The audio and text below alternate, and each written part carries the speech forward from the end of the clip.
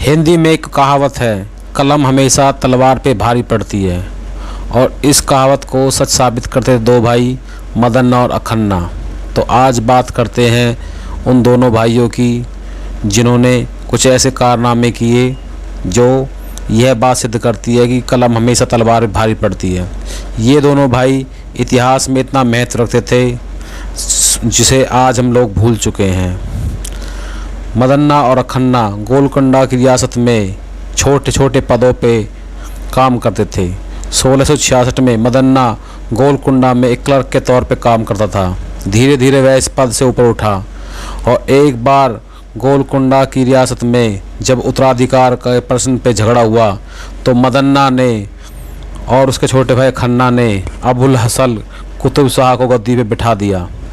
इसके बाद कुतुब शाह ने सैयद मुजफ्फर नाम के एक आदमी को अपना वजीर बना दिया, लेकिन सैयद मुजफ्फर एक वजीर के तौर पे उस पर भारी पड़ने लगा। तो उसने सुल्तान ने मदन्ना के साथ मिलकर उसे भी वजीर के पद से हटा दिया। तब उसने मदन्ना को वजीर बना दिया। यहाँ से शुरू होती है मदन्ना और अखन्ना की ऐसी कहानी जिसने उन्होंने बिना लड़े बिना तलवार चलाए सत्ता पे काबिज हो गए।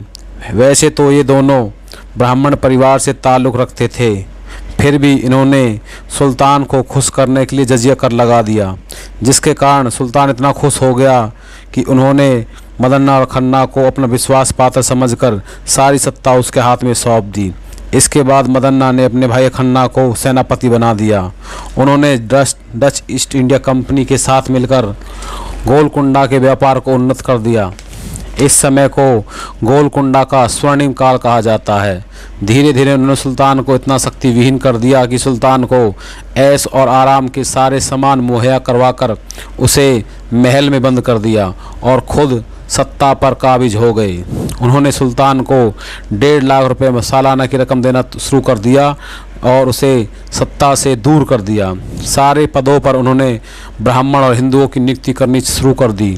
शिवाजी के साथ उन्होंने एक ऐसा समझौता तैयार किया कि जब भी शिवाजी को ज़रूरत होगी तो पैदल सैनिकों की एक टुकड़ी देंगे। इस तरह उन्होंने गोलकुंडा को शिवाजी के आक्रमणों से सुरक्षित कर लिया। इस तरह मदन्ना और खन्ना ने बिना लड़े सारे शासन पर कब्जा कर लिया।